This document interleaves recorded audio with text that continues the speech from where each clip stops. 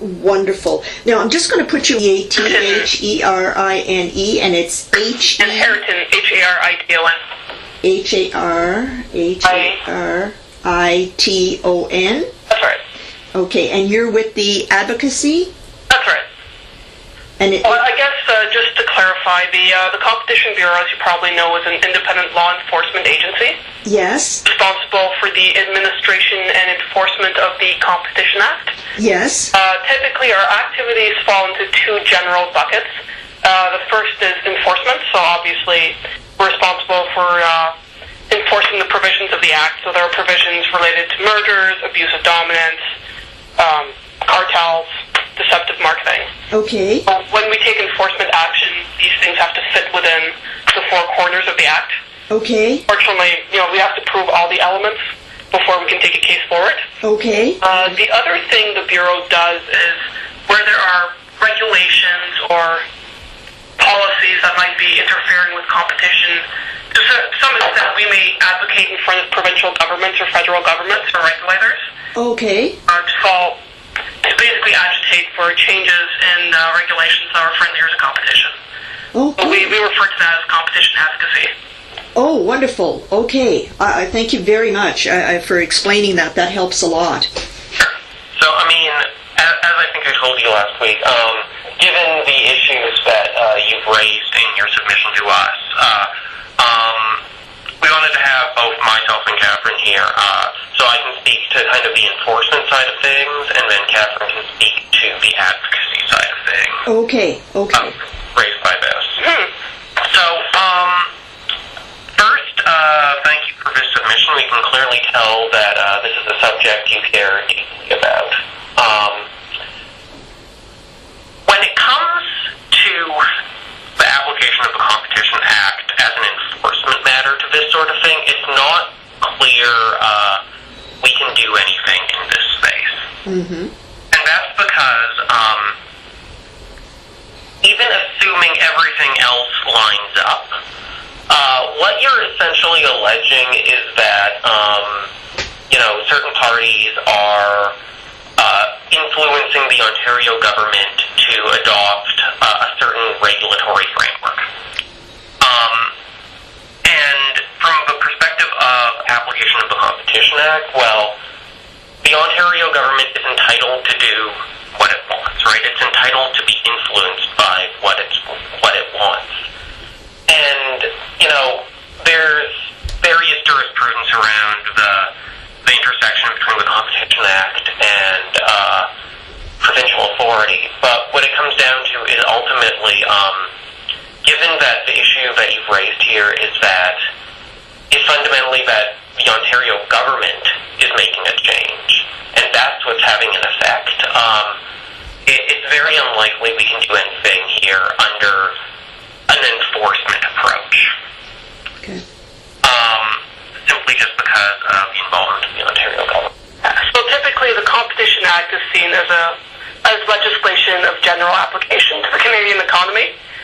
There's court cases with precedent that when there's specific provincial legislation, so a specific regulatory scheme of the province is enacted under the Constitution, it's part of its core jurisdiction. So when a province makes specific legislation, specific laws concerning health or property rights or other things within its jurisdiction, then typically that will take precedence over the Competition Act. So in those cases, it's hard for us to take a direct enforcement case, as Daniel was explaining. Yeah, well, I can see what you're saying, but I guess that what that does is it means that anyone who wants to remove their competition, all they have to do is insert themselves into one of the ministries and work from there, and then they have complete cover. I mean, that's exactly what's done here. I'm sure that you've read the document, but what the pharmaceutical companies have done is simply insinuated themselves into the government, and they're now even partnering and so on and so forth. Well, that's a great cover. I mean, they're eliminating, a good portion, a huge portion of the healthcare system that is their competition, and they're doing it by just, cozying up to the minister and some bureaucrats. So I don't know how anybody can be protected from anti-competition behavior when all they have to, when the evil people, all they have to do is just insinuate themselves into one of the ministries and get it done from there. Certainly regulatory capture is an issue that we see a lot in governance. As a law enforcement agency, there isn't a lot that we can do directly to influence provincial regulations. Wow. Certainly, I'm curious though. So I did get the chance to read over the material, so thank you for that.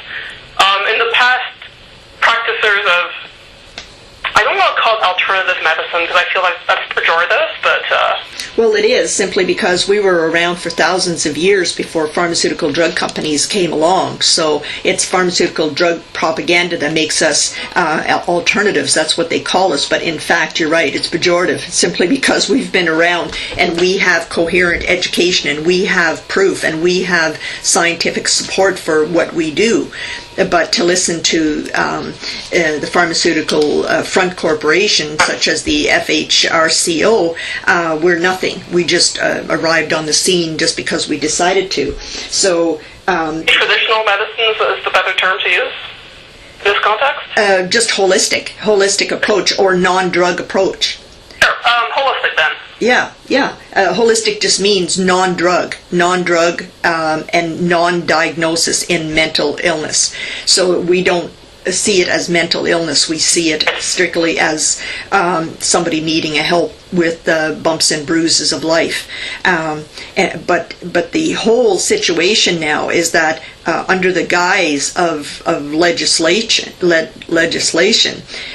this pharmaceutical drug front company, and it's being directed by Clear, which is an international drug front company or corporation. And what's happening is that all of this stuff is being directed from there, and the minister tells us that once these colleges are put into force, that he has no input into it. He has no real involvement in it.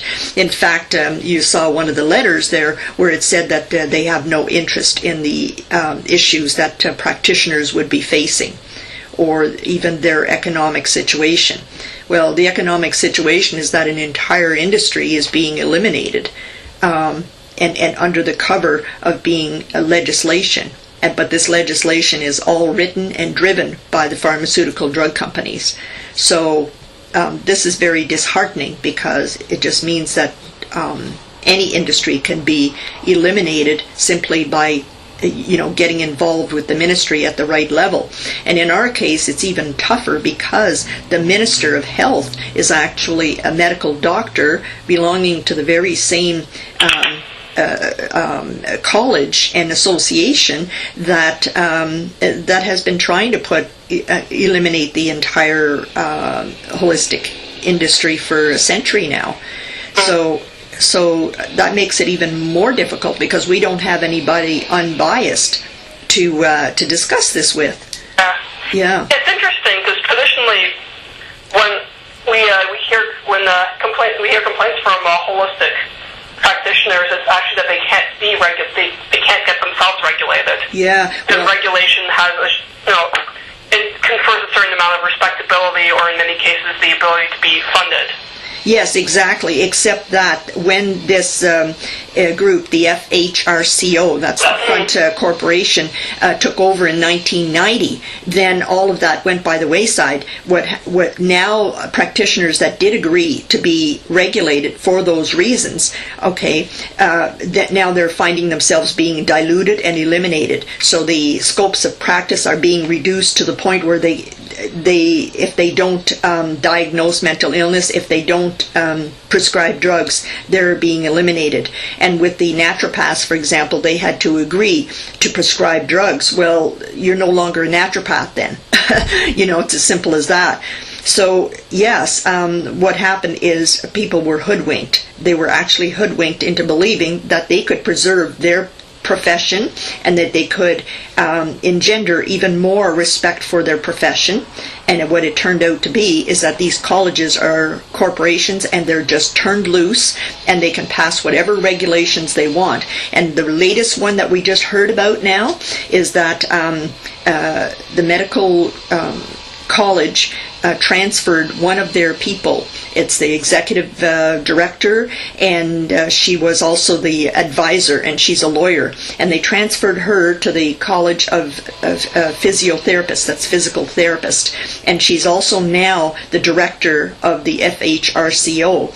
And what she has been pushing is the complete elimination of all health and wellness centers such as Reiki, meditation, yoga, and so on and so forth. Complete elimination, and also the moral character assessment of all healthcare professionals. Well, do you get up in the morning having to worry about somebody that you don't even know who's working for an entire industry trying to put you out of work, saying, well, we're going to assess your moral character before you can work? So it's no longer, these colleges are no longer about assuring training and quality. They're now about moving into areas that they have no mandate for, and actually just terrorizing all practitioners. I mean, people have been put out of work because they cannot afford those massive membership fees, all of the hurdles. In many of holistic practices such as mine, I'm a clinical hypnotherapist, you get trained once. Hypnotherapist, just out of curiosity.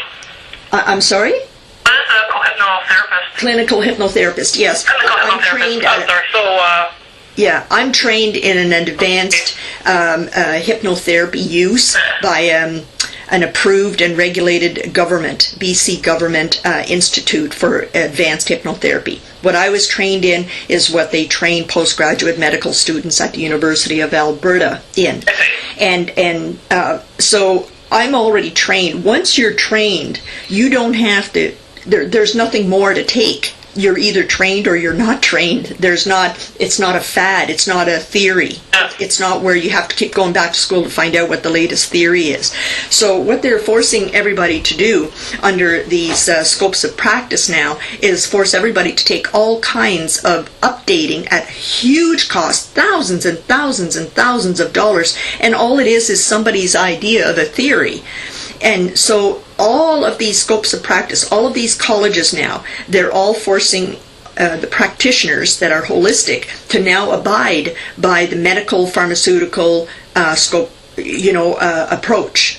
So you have to maintain records, you have to diagnose even though you're not trained to diagnose, and it's not part of your training, and it's not part of your industry, and so on and so forth. As a matter of fact, it's counterintuitive, it's detrimental, and so on and so forth. So now this FHRCO is actually promoting themselves as speaking to the minister as one voice for all colleges. That means that all of the holistic practitioners who agreed to join, non-drug practitioners who agreed to join, are now being forced to accept the views of the medical pharmaceutical cartel. And that's just another way of being diluted, like our voices are just being completely eliminated.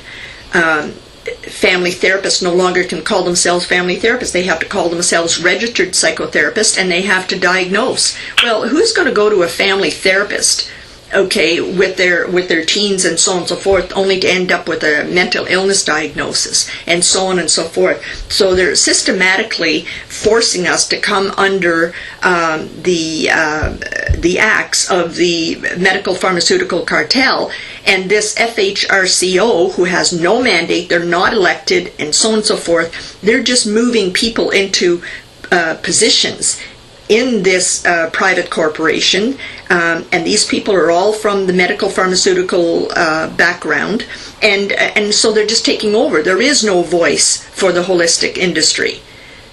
Okay, they're just systematically diluting every profession, making it impossible for practitioners to pay those high costs, and they're just forcing them out. And they've done this in every area: acupuncture, traditional Chinese medicine, I gave you lots of evidence there. There are thousands of people that are absolutely distressed beyond words. There are people that have 30 years experience, okay, with TCM, that's traditional Chinese medicine, who are now almost destitute. They've lost their practice. They've had to be shut down. They were taken to court and given an injunction that they can't practice. They were doctors in their own country. They were doctors in major hospitals in their own country. How does it happen that you come to Canada and suddenly the medical pharmaceutical cartel sets up a college that the minister rubber stamps into place?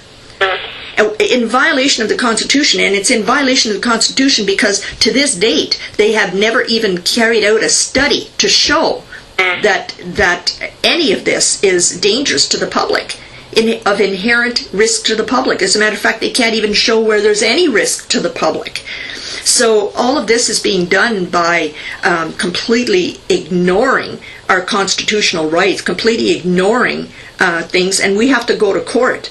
Like, we have to take this all the way to the Supreme Court, perhaps, because they have very deep pockets. But at the end of the day, we can't work, because what they do is they get an injunction against us, and the lower courts just say, oh, well, that's the law, and that's what's been happening here. An entire industry is being eliminated before our very eyes through 3 or 4 little methods here. One of them is that they convinced them, like family therapists, they told them that it was absolutely essential to join this new college, and these people have to just go out of work. They have to just close down. They cannot keep up with the costs and all these new regulations that are being brought in that have absolutely nothing to do with their profession, have nothing to do with protecting the public. They're just there to create bookwork and hurdles, and so on and so forth. So people are just falling off left and right. We know of many practitioners who have left the province, but this is going province-wide now, because we know that the Competition Bureau actually commented in Nova Scotia, for example, about them bringing in a similar law.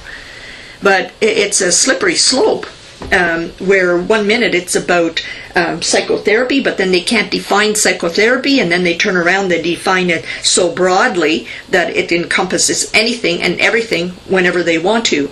And in the last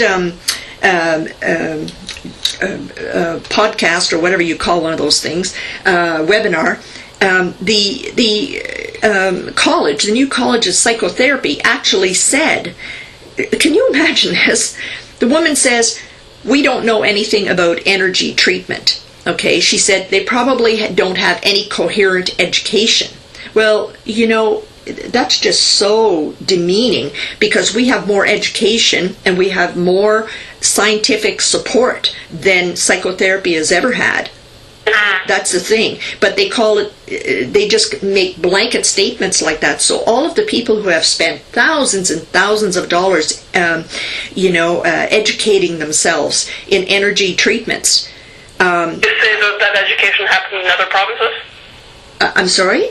You said that education, people like hypnotherapy or energy treatment, there's programs for that in other Canadian provinces? Oh yeah, there's programs everywhere for energy treatment all over the world. There are some people like Deepak Chopra, the Dr. Deepak Chopra, the one that's widely known all around the world, what's the other guy's name? He's a scientist from Harvard. His name just eludes me now. Big names in energy medicine. And somebody like this, who is just an administrator, has decided that no one in the energy treatment who offers energy treatment can possibly join the college, and even if they did, they would have to diagnose with mental illnesses. Well, the thing is that even in the mental illness field, they have proven, study after study after study, that there's no scientific supports for any mental illness diagnosis. And what's more is when you use them, you're actually working to the detriment of your patient or your client. So it just goes completely against holistic approaches. But the other thing is, too, that the Fraser Institute proved that the public wants us. They're paying out of pocket $14 to $20 billion a year. There's where the rub is the pharmaceutical drug companies didn't have a problem with us until we started, basically stealing their competition, their patients, their lifelong patients. So what you're telling me now is that there's no recourse, there's no protection, whatever, at any level in Canada, which is supposed to be a democracy, for the medical pharmaceutical cartel to wind its way into the ministry, and when it wants, as we've shown in this psychotherapy issue, when they want to capture a whole bunch of their competitors, they simply put a word out, just a whisper, and all of a sudden there's a new college set up. And that's exactly what happened with psychotherapy. The advisors actually told the minister, it's not coherent, you can't do this. Like, it doesn't make any sense, you can't even define psychotherapy. So 8 years later, they can't define it, but they keep telling us, well, you better join the college to avoid being the court case. Yeah. Well, say a bit more about the barriers. You mentioned that thousands of dollars of training. no, we don't want to join, simply because... No, understood, but I understand that it's not something that holistic practitioners are interested in taking and getting up to date, so to speak, because it's not within their... Well, it's not. We are up to date. That's the whole thing, is we don't have to keep taking all kinds of courses. In the case of the CRPO, the new college, the training, that they approve was just set up in 2007. We have training that goes back for centuries, okay? And so, in my case, for example, once you learn advanced clinical hypnotherapy, you don't have to keep going back for updates, okay? You take the courses that interest you. For example, you might want to specialize in irritable bowel syndrome or something like that. But Reiki is Reiki. It's not a bunch of psychological theories that all of a sudden, somebody else comes up with another theory and it's not proven or anything, but you have to take their course at thousands of dollars. And that's time away from your practice and everything. So when they start dictating things like that, yes, that's fine. In medicine, doctors have to keep up with the latest technology, but we don't use technology. That's not what we use. So at the end of the day, if your clients are really satisfied with the method that you're using, you shouldn't be forced to accept somebody else's idea of updating, especially when they don't even treat you with dignity to start with. But number one, we don't need to be regulated. We are managed by our own associations. Every association that we belong to has a code of ethics. You can be kicked out, and so on and so forth. We don't need another college. We don't need to pay $10,000 a year for the privilege of being able to work and then be under the thumb of people who don't hold you in very high regard in the first place. Okay, and when they can't even define psychotherapy, you know that there's a huge problem, because they're going to define it and they're going to interpret the law in whatever way they see fit. In the meantime, they can put you through hell to the point where people they just get out. They just get out of it, and so they win. The pharmaceutical cartel wins that way. Okay, you just can't work because you can't afford to keep playing that head game. And it's not called for at all. There's no evidence whatever, the required evidence that an imposition like that is justified. There's no evidence whatever. We've done freedom of information requests, and they admit there are no studies. There was no proof that psychotherapy is superior to any other approach to mental wellness, and so on and so forth. So you know that this was just concocted in the background, and the minister just rubber stamped it. And this is what's happening. It happened to the acupuncturists. It happened to the traditional Chinese medicine.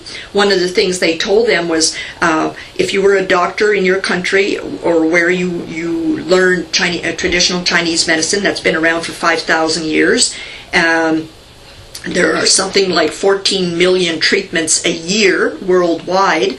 No complaints. I think 3 people died, but they can't be sure if it was from the acupuncture or not. And this is this is a study. This is a legitimate study that shows that. So there was no reason to do this. But what they did is they promised, well, okay, if you join this college, you will have your doctor. You'll be able to use your doctor title, and you will then be seen as equivalent to medical doctors, to conventional. Well, guess what? 5 years later, they're still not allowed to use the word doctor, the term doctor, and even though they earned it. There's one person that I gave you the case law about.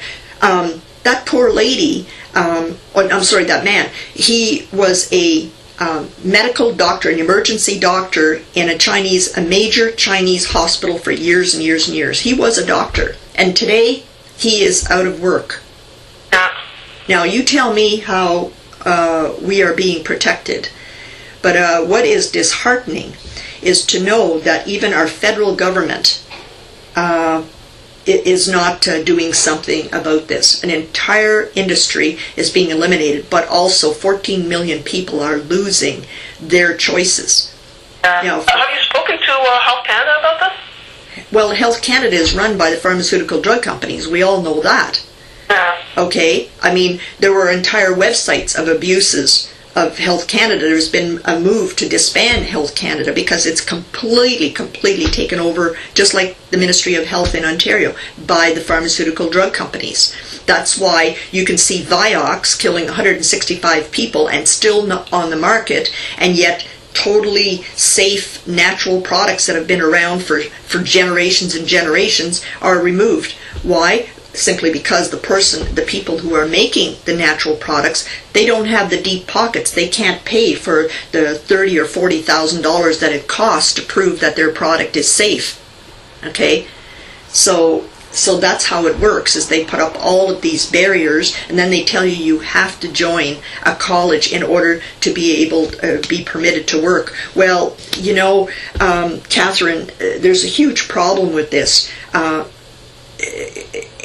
If an employer charges or asks a fee of an applicant in order to be able to get work, they will be charged. That's against the law. You can't charge somebody a fee in order to help them find work. That's correct. That's correct. Okay. Then how is it that a college can be set up overnight and you can't work unless you pay them? You tell me that. And that you can't work the way you were trained. You can't work the way that your clients really appreciate.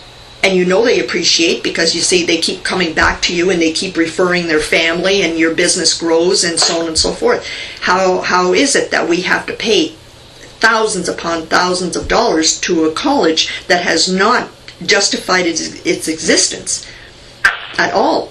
So I see where you're coming from. I appreciate you bringing this to us.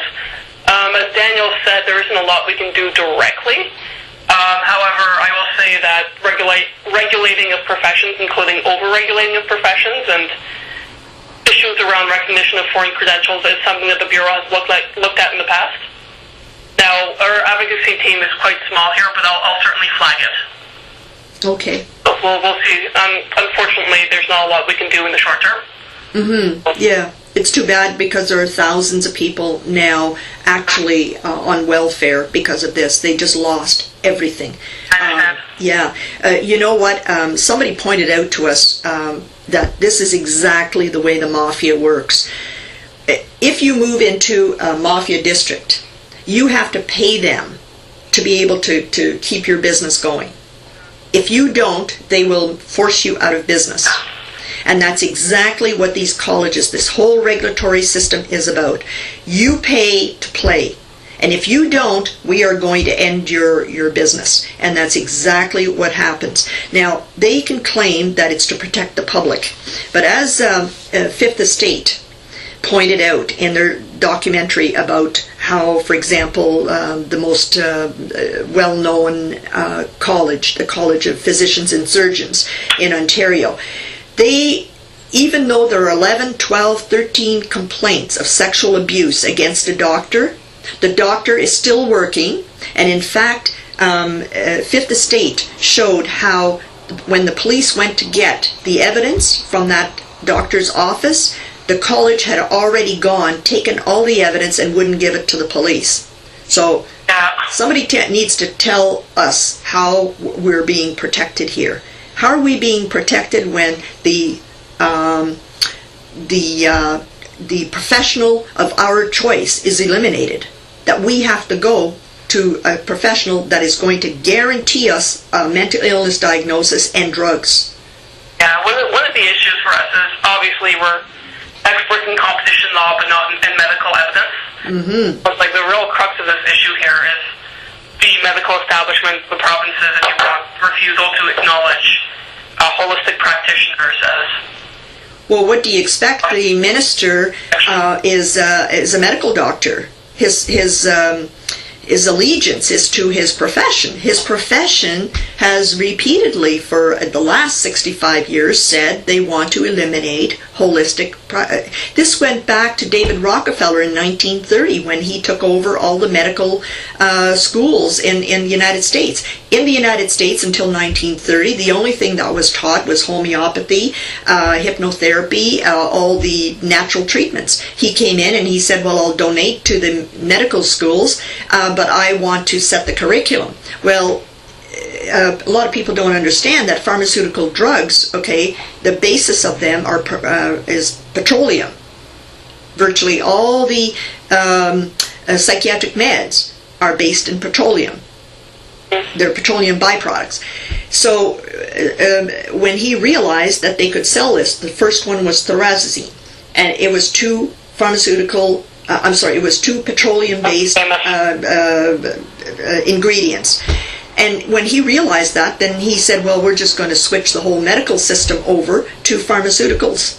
Well, he owns most of the pharmaceutical drug companies, he and the elites. So, of course, there's nothing taught at any medical school about nutrition, not even 5 minutes, about holistic approaches, non-drug approaches. The idea is to sell drugs. You can't sell drugs if you show some people options.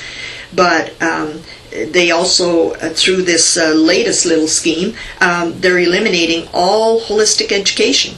You will not be permitted to tell anybody that, instead of taking antibiotics for this little infection, you could just put a black tea bag on it and it will draw it out, and so on and so forth. So people are learning on their own thanks to the internet, and then there's all of us that have managed to survive despite, constantly being under the thumb and being smeared by the pharmaceutical drug fronts, And this FHRCO, they are bold. I mean, they will say things like, a person is not qualified unless they belong to the college. Well, I'm sorry, but the college entry requirements are minimum standards. For us to survive, in the open market, we have to have maximum standards.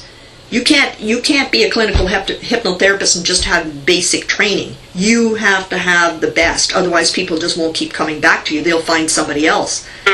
Okay, but because these people go around and say, "Oh well, I'm a registered psychotherapist." Well, people don't realize that these people only have to have the basic. They just have to have the minimum. Yeah, but where did the competition go? Where did the people with the maximum training go? Well, they're eliminated.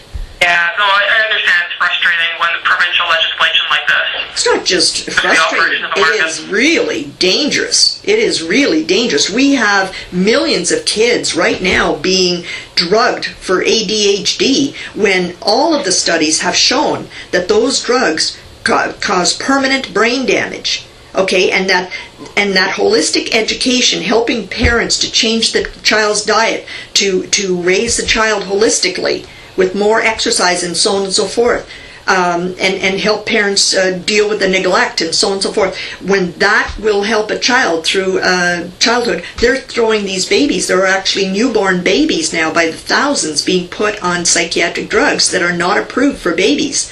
Not approved for children at all. A Canadian study of 17,000 children that were put on these psychiatric drugs, school children, showed that not one single one improved, and many worsened, and many committed suicide. So at the end of the day, it's really dangerous not to give parents a place to go with their child. Yeah, no, I definitely understand your concerns. Unfortunately, frustrating as it is, there's nothing we can do. Wow, that's incredible. So we'll definitely bring it. I'll definitely bring it forward as part of our look at regulations and the regulation of professions. But ultimately, it's provincial legislation. And it's, I mean, frustrating as it is, I understand your concerns. There isn't anything the Bureau can do directly. But you know, we have a province now that is completely dictatorial. Completely. So how can we go forward next year and celebrate our democracy when there is no democracy in Ontario? When competition to the pharmaceutical drug companies are being eliminated and everybody tells us they can't do anything about it. Now, you tell me that. If you can explain that to me, then, because what it means is that anybody can get into power any place in Canada and then just take over.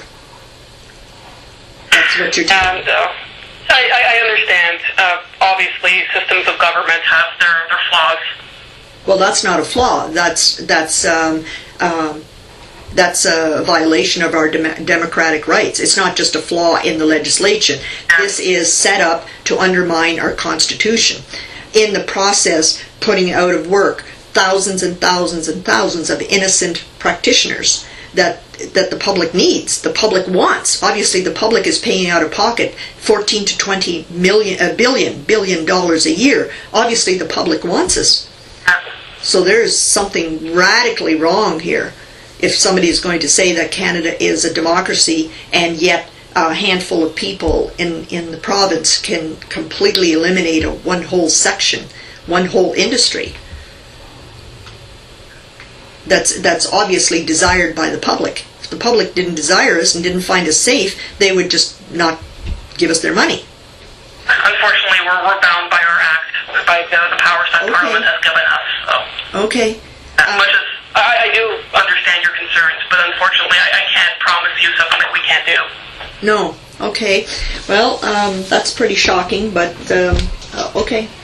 Thank you for this call. Is there any way for you to just confirm what you told me in writing so that I don't get it wrong? That providing substantive responses in writing is not our typical practice. We can look into it, and I suspect you will be receiving some sort of a letter saying that we have had a conversation, and we'll see to what extent our organization is comfortable with putting more in that, but it may not happen. Yeah, well, that's interesting, because how am I going to explain this to all the people who are waiting on an answer?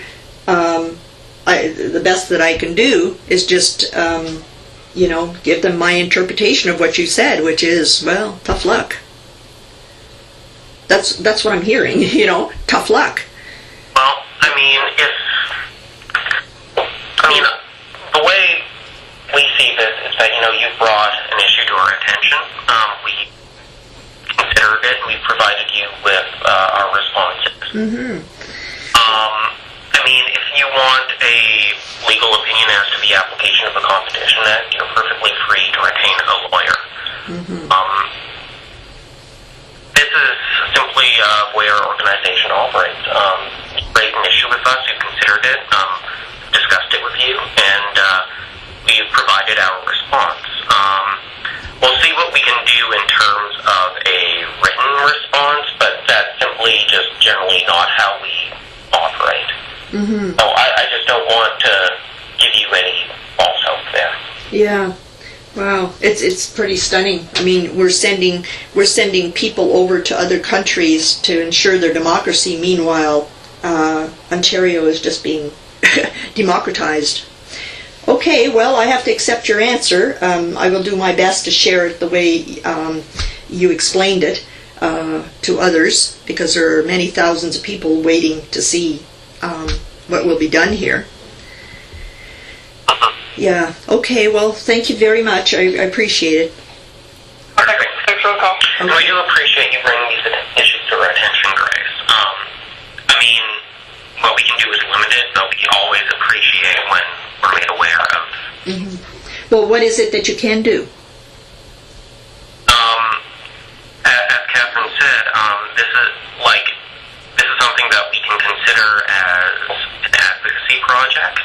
In terms of enforcement, bringing legal action under the Competition Act, there doesn't seem as much there. So ultimately, what we could at best do is advocate for change ourselves.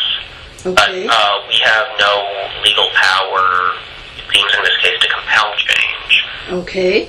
Well, what can you tell me a little bit more about what you can and what you will do to advocate for the change?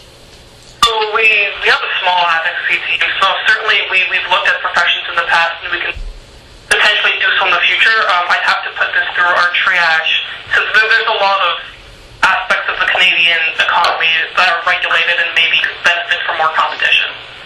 So I'd have to run into our advocacy triage process.